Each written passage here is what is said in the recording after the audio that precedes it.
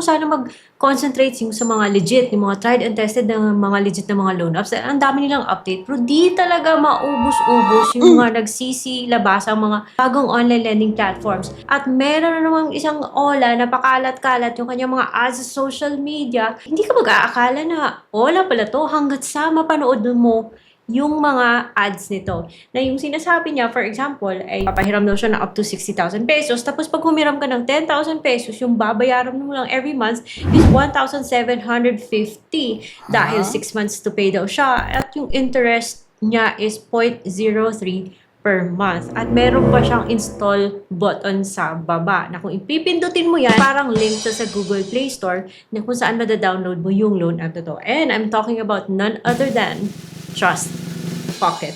So, kung gusto nyo malaman kung okay ba tong utangan or pag nakita nyo yung ads niya, dedmahin nyo na, then this is the video that you should be watching.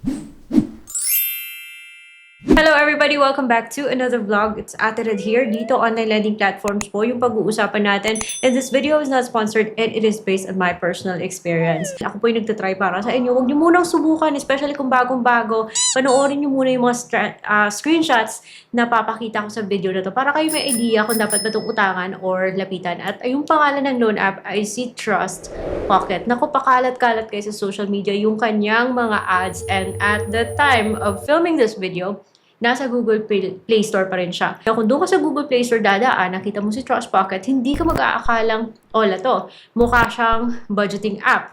Pero nakita ko yung ads niya at mukha siyang promising. But wait, sabi ko sa inyo, ako na muna yung nag-try, kaya please panoorin niyo muna yung mga screenshots ko. Dito ko siya sinimulan sa aking Samsung na flip phone. Kasi andito po na akin, at dito po na akin.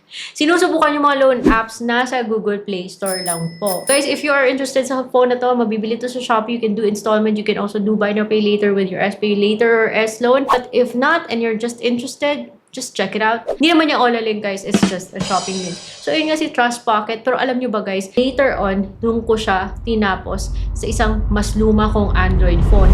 Dahil, chinek ko po siya sa list of recorded online lending platforms. Ako yung loan app na to, wala sa list of recorded online lending platforms.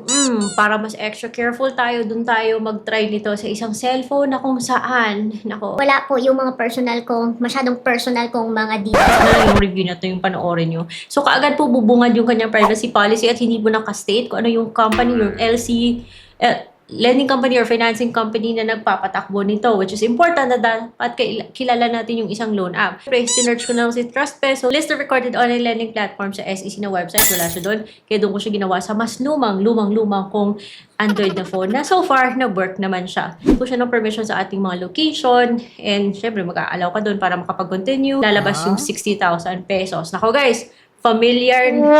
O, diba? Familiar na yung ganyan. Ayun. Yung kinlik ko yung get credit limit, tapos nagbigay ako ng phone number sa kanya at ng OTP. Yung nagbigay ng OTP as alam na natin, ganito. Na siya yun yung nagpadala ng OTP, ganito din yung itsura ng mga loan apps tulad ni Cashtrade, tulad ni Unsave, na yung mga makakulit. Kaya, red flag na yan, guys. Hindi po siya ng picture ng ID, magpapa-selfie. Nagulat ako, guys, ha. 3 loan app kaagad yung sinamit niya sa akin. Hindi na pwedeng pumili. Basta, pagbigay mo ng mga details mo sa kanya, lalo't lalo na yung kung saan mo ipapadala yung loan, nako, sasabihin niyang your satisfaction is our motivation. Ganun na kaagad. Tapos loan application has been submitted. Wala man lang pasabi kung magkano yung matatanggap, kung may kaltas ba, or ano ba. Diretso na, guys. Ang bilis niya. Napaka-automatic niya. Automatic. So, lumalabas po si Quick Pesa, 3,500. Si Paymatic, 3,500. Si Flexi Fund, 3,500. 10,500. Na alam ko na, guys, may kaltas to dahil dati na ako naka-utang or nakapag-try sa mga loan apps na yung nagpo-provide ng loan ay si Quick Pesa at si Paymatic din. Parang feeling ko na as in, well, I've seen so many loan apps like this, enough para masabi ko na nawawala sila, bumabalik, ganun pa rin, nagpapalit lang ng pangalan. Ganito talaga basta hindi SEC registered. Ang bilis nilang magpalit ng pangalan, ano? China-challenge ko sila na sabihin mali ako. Sabi ko na nga ba, medyo duda ako sa loan app na to. Kaya yun, ko siya tinapos sa old phone ko. may pa-survey, oh, kita. So, alam na natin yung mga ganong style. May pa-survey, tapos hihingi ng picture ng ID. So, binigay ko sa kanya yung driver's license ko. Although, pwede ka naman mag-submit sa kanya ng iba't ibang mga ID. And take note guys, sana yung loan app na to, wala ka pong option na magpa-delete ng account. So, buti na lang guys na reject ako. Kasi, pag in-approve ako, 3 loan ka agad yung, yung obligation ko dito. So, 3,500 and from previous experience, yung mga loan na galing sa kay QuickPesa at sa kay at for sure, dito kay FlexiFund na to ay may kaltas. I'm sure, mga 2-1 lang yung matatanggap mo sa kada loan na yan. So, almost kalahati na lang yung matatanggap.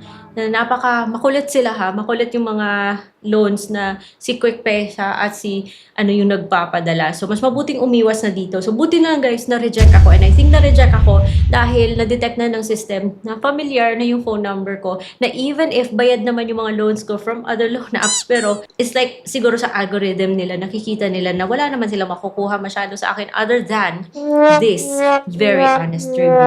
Which, of course, if you ask me, kung sakali na-approve man ako, babayaran ko yun dahil yun nga, nagre-review ako ng loan app. Pero sa inyo, kayo na yung bahala mag-decide kung ibabalik nyo ba o hindi. Pero auto-approve talaga siya. But that doesn't mean na yung utang po ay kailangan bayaran. Pero pagdating na siguro sa singilan, dapat tama rin yung mga methods na gagawin nila. Dapat both sides po tama yung ginagawa natin.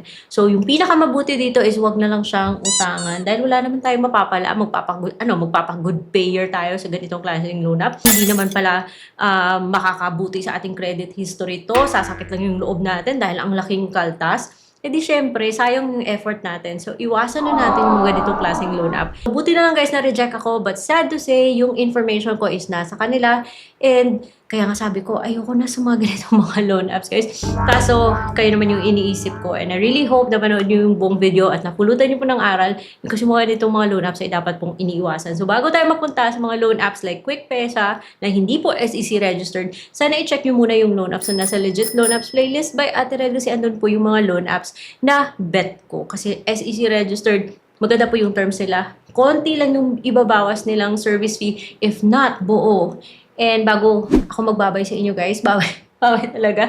So, i-share. Ito lang pala sabihin sa inyo guys na I'm wearing contact lenses na nabili ko sa EO. Ayan. Mura lang to guys. Kasi sa EO ko bumibili ng contact lenses dahil safe, at least hiyang sa mata ko. And hindi po siya expensive. Sakto lang yung presyo niya at comfortable. So, kung bet nyo yung brown tulad nito, then meron tayong product stickers. Of course, marami kayong papagpipili ang style kung ano man yung bet nyo. Pero, to get you there, meron tayong product sticker. So, that's it for today's video. And, kung meron kayong mga loan apps na gusto nyo pasilip sa akin, let me know. Silipin natin yan. Pero please lang po, yung mga legit ha, yung mga SEC registered, total, I'm expecting na dadami sila. Concentrate tayo sa legit guys para may pogi points kasi ito sa ating credit history.